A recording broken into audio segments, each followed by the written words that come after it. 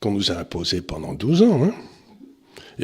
Et j'ai vu, et qui a amené à l'inflation à laquelle on est aujourd'hui. J'ai vu avec stupéfaction que Mme Lagarde... On s'en est pris en 2008. Puis après ça jusqu'en 2022, voilà. 2020.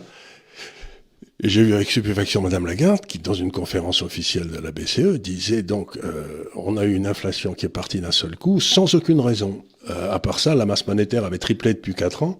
On l'a pas vu, c'est-à-dire que j'avais les chiffres, c'était en 2001, la masse monétaire était de 30 milliards et elle est passée à 132 milliards. Voilà. Et après ça, on s'étonne que les prix montent.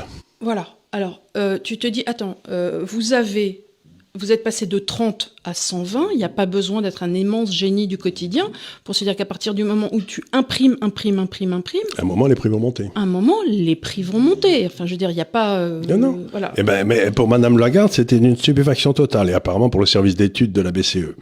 Mais alors, encore une fois, il faut aller au vieux truc à qui le crime profite. Vous savez, c'est ce que j'ai expliqué dans un papier que j'ai écrit en 2012 qui s'appelait le coût élevé de l'argent gratuit. J'expliquais que c'était une politique qui était extraordinairement favorable à ceux qui étaient près de la Banque centrale, l'effet Cantillon dont on a parlé ici, et qu'eux, ils allaient s'en mettre plein les fouilles, les Morgan Stanley, les JP Morgan. Et ils s'en sont mis plein les fouilles. Et ils s'en sont mis plein les fouilles. Ils ont fait monter les marchés, ils ont fait monter l'immobilier, ils ont acheté avant. Donc ils s'en sont mis plein les fouilles. Donc une fois encore, on voit la capture par un groupe de pression, en l'occurrence c'était, mettons, les banques d'affaires américaines. Les hommes de Davos. Les hommes de Davos qui ont capturé ça et qui ont mis au point une politique en disant il n'y a pas d'alternative, il faut avoir des taux d'intérêt parce que sans ça va être abominable. Et maintenant, 10 ou 12 ans après, on se retrouve avec de l'inflation qui monte et tous les fonds de pension, dont 50% des actifs étaient en obligations d'État, ces obligations d'État ont perdu 30, 40, 50%. Donc ça veut dire que pendant que ces gens s'enrichissaient, ils travaillaient à la ruine de tous ceux qui avaient travaillé toute leur vie et qui leur avaient confié leur épargne. Sans compter qu'ils ont aussi, parce qu'on avait fait une émission à la rentrée sur la sous-capitalisation bancaire, oui. Ils sont aussi en train de flinguer les banques. Ils ont flingué les banques, d'abord.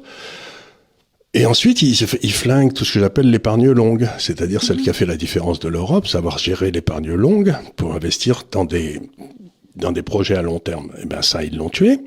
Et on retrouve exactement la même chose, c'est-à-dire que moi, en tant qu'économiste, et pourquoi on avait mis des taux d'intérêt à zéro en Europe, c'était parce que s'ils n'étaient pas à zéro, l'euro sautait. Donc oui. Monsieur Draghi nous a dit « j'ai sauvé l'euro, bravo, bien lancé ». Moyennant quoi, il a ruiné les petits épargnants et tous les retraités. Et ben ça, dans le moment où il a pris sa décision et le moment où tout le monde est ruiné, c'est 10 ans. Et donc lui, 2008, il est parti. Après, en passant par Goldman Sachs et ensuite Premier ministre en Italie. Mais encore une fois, on trouve cette chose, la capture de l'État par un groupe de pression qui suit une politique qui permet à ces gens-là de s'en mettre plein les fouilles. Mais c'est pas du capitalisme, c'est du grand banditisme. Parce que quand ils font ça, ils ruinent d'autres personnes. Dans un système capitaliste normal, c'est un jeu à somme positive. S'il y a des gens qui gagnent, d'autres gagnent. Par exemple, si tu crées une boîte et puis que tu embauches des gens, ben, toi, tu gagnes de l'argent si ta boîte marche, mais les types, ils ont un boulot. Tandis que là, c'est vraiment un transfert de richesse des pauvres vers les riches qui s'est fait grâce au taux d'intérêt zéro. Et surtout, il n'y a pas eu entre-temps non plus de création de valeur, puisqu'on le sait par Wixel, que les taux bas amènent à une mauvaise allocation du capital. Bien sûr, puisque tu achètes des actifs existants, c'est-à-dire que le prix de ton appartement va monter, mais le nombre d'appartements n'augmentera pas. Donc, en fait, il y a une illusion monétaire...